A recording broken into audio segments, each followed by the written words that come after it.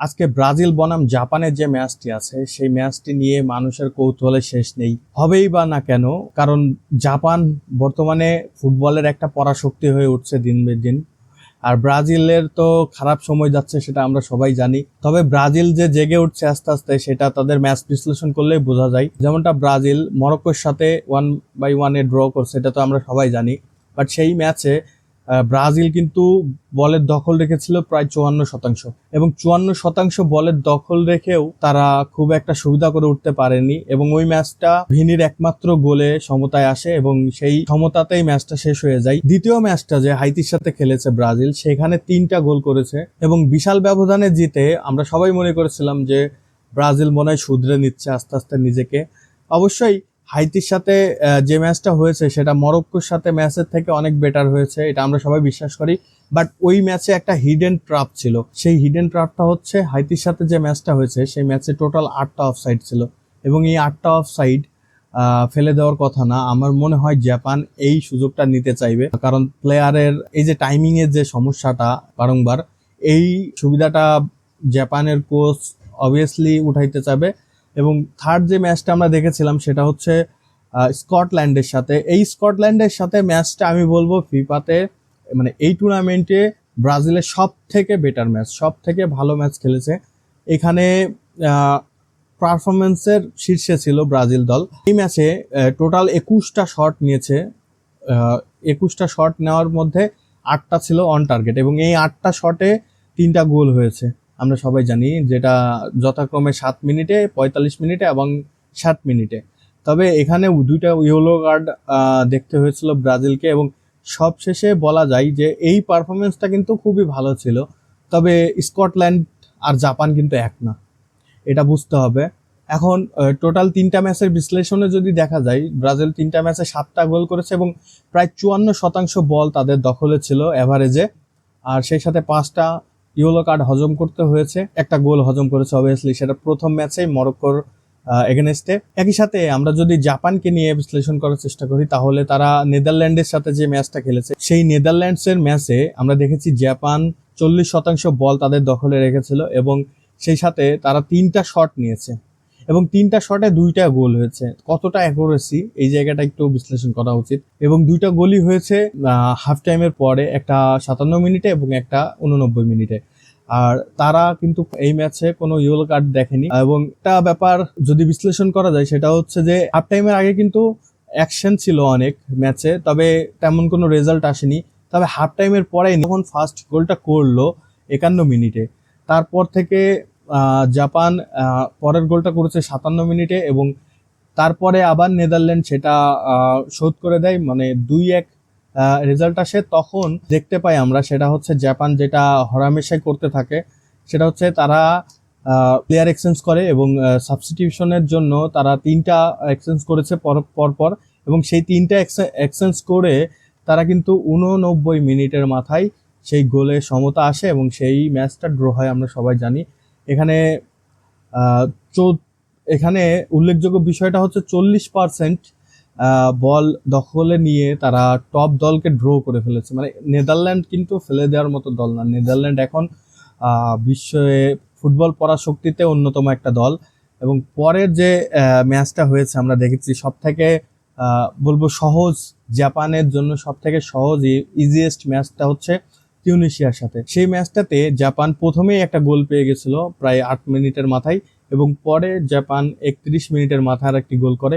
আর পরবর্তীতে Japan half টাইমের পরে গিয়ে আরো 2টি গোল করে। এই ম্যাচটাতে উল্লেখযোগ্য তেমন কোনো বিষয় নাই, তবে ব্যাপারটা হচ্ছে যে তারা সাবস্টিটিউশনের ঠিক পরেই কিন্তু ফ্রেশ লেগ নিয়ে আসে, মানে টায়ার্ড অপোনেন্টকে ফ্রেশ অ্যাটাকার দিয়ে অ্যাটাক করায়। এটা হচ্ছে তাদের একটা টেকনিক। জাপানের সাথে সুইডেনের যে ম্যাচটা ছিল, এই ম্যাচটা কিন্তু খুবই ইন্টারেস্টিং একটা ম্যাচ ছিল এবং খুবই জাঁকজমকপূর্ণ একটা ম্যাচ ছিল। এই ম্যাচে জাপান যে কাজটা করছে সেটা হচ্ছে গিওকারেস এবং ইসাকের মতো স্ট্রাইকারকে তারা আটকে দিয়েছে। মানে সুইডেনের এই 2টা পরাশক্তিকে আটকে রাখা প্রায় অসম্ভব। তারা যখন ডিফেন্সে ঢুকে, যে কোনো বড় বড় টিমের ডিফেন্সও ভ্যাবাচেকা খেয়ে যায় অনেক সময়। সেই ওয়ার্ল্ড ক্লাস স্ট্রাইকার গুলোকে তারা রুখে দিয়েছে। এবং একটা জিনিস লক্ষ্য করলে দেখবেন, জাপান কিন্তু ফার্স্ট হাফের দিকে তেমন কোনো অ্যাটাকেও যায়নি এবং সুইডেনকে একটা বলা যায় ছাড় দিয়ে দিয়েছিল একটা সীমা বজায় রেখে। এবং সুইডেন খুবই চাপে ফেলেছিল জাপানকে, আমরা দেখতে পেয়েছি ওই ম্যাচটাতে। জাপানের যে কোচ আছে তার কিন্তু এটাই একটা টেকনিক, বড় দলের সাথে যখন খেলা হয় জাপানের, তখন কিন্তু জাপান কি করে, প্রথমে কিন্তু তাদেরকে প্রচুর টায়ার্ড করে ফেলে। প্রথম দিকে তারা খুব একটা অ্যাটাকে যায় না, খুব একটা মানে মিডিল মাঠ প্রেসিং করে খেলে এবং ডিফেন্সের একটা বলয় পর্যন্ত এক্সেস দিয়ে রাখে তাদের স্ট্রাইকার গুলোকে। এই টেকনিকটা খাটিয়ে বড় বড় দলের সাথে এই ড্র করে আসছে বা জিতে আসছে। এই সুইডেনের ম্যাচটা বিশ্লেষণ করলে বোঝা যায় তাদের ডিফেন্সের শক্তি কতটুকু আসলে। এবং পরবর্তীতে আমরা দেখেছি যে মোট 3টা ম্যাচ খেলে জাপানও 7টা গোল দিয়েছে এবং মাত্র একটা ইয়েলো কার্ড ফেস করছে। উল্লেখযোগ্য একটা বিষয় সেটা হচ্ছে তারা কিন্তু 7টা গোলের মধ্যে 5টা গোলই দিয়েছে হাফ টাইমের পরে। এটা কিন্তু একটা গুরুত্বপূর্ণ পয়েন্ট, যে পয়েন্টটা নিয়ে আমি সামনে কথা বলবো। প্রায় সবগুলি, এই 5টা গোলের সবগুলি প্রায় 60 মিনিটের পরে হয়েছে। এখন এই সবকিছু বিশ্লেষণ করলে জাপানের কিন্তু কৌশলগত কিছু দিক আমরা দেখতে পাই। তাহলে এখন প্রশ্ন আসছে যে আসলেই কি জাপান ফার্স্ট হাফে ছেড়ে দেয়? প্রথমত আমরা দেখি যে 3টা ম্যাচে যে 7টা গোল হয়েছে, সেই 7টা গোলের প্রথম হাফেই কিন্তু 2টা গোল হয়েছে মাত্র। 3টা ম্যাচেরই প্রথম হাফে 2টা গোল হয়েছে। পরের হাফ মানে সেকেন্ড হাফে গিয়ে কিন্তু 5টা গোল হয়েছে এবং এই 5টা গোল কিন্তু প্রায় 60 মিনিটের ঊর্ধ্বে হয়েছে। এবং এই রেজাল্ট কিন্তু এমনি এমনি আসেনি। তাদের যে কোচ আছে মারিয়াসু, তার 3টা টেকনিক আমার চোখে পড়েছে। প্রথম টেকনিকটা পেশাদার ফুটবলারদের ভাষায় লো ব্লক বলা হয়। প্রথমার্ধে ডিপ ডিফেন্স করে তারা। আপনি খেয়াল করে দেখবেন যে তারা ফার্স্ট হাফে কখনোই অ্যাটাকে যায় না, খুব কম অ্যাটাকে যায় এবং তারা মাঝমাঠের দখল রাখে এবং ডিফেন্সকে 2টা ভাগে ভাগ করে নেয়। এবং প্রথমের যে ডিফেন্সটা থাকে ফার্স্ট লেয়ারে, সেই ডিফেন্স পর্যন্তই কিন্তু সেটা সীমাবদ্ধতা থাকে।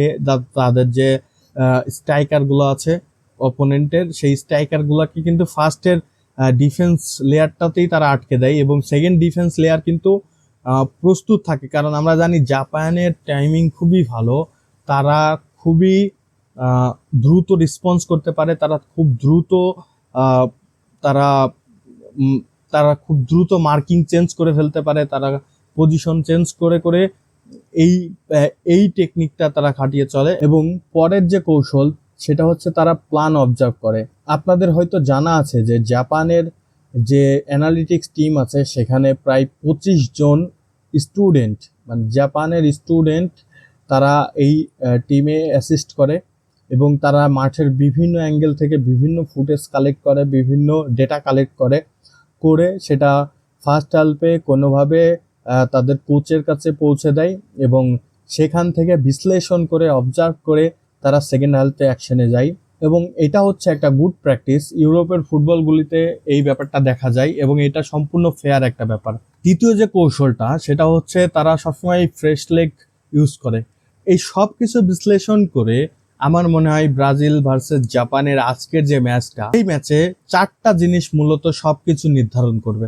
প্রথম যে ব্যাটেলটা, সেই ব্যাটেলটা লক্ষ্য করলে দেখবেন ভিনিসিয়াস জুনিয়র প্রায় সব ম্যাচেই ডেঞ্জারাস ছিল। স্কটল্যান্ডের ম্যাচে গোল ছিল, অ্যাসিস্ট ছিল, দ্রুত আবার একক ড্রিবলিং ছিল, মানে সবকিছু মিলাই ভিনিসিয়াস জুনিয়র ছিল সব থেকে ডেঞ্জারাস প্লেয়ার। অন্যদিকে আছে জাপানের হিরোকি ইটো, যে কিনা ডিসিপ্লিন ডিফেন্ডার হিসাবে পরিচিত এবং গত 3 ম্যাচে সে একটিও হলুদ কার্ড দেখেনি। সব থেকে বড় কথা হচ্ছে নেদারল্যান্ডসের যে স্ট্রাইকার গ্যাকপোকে সে থামিয়েছে। এখন আজকের ম্যাচে দেখার বিষয় ভিনিসিয়াস জুনিয়রকে হিরোকি ইটো কতটুকু থামাতে পারে, আর এটাই প্রথম 30 মিনিটের সব থেকে বড় লড়াই।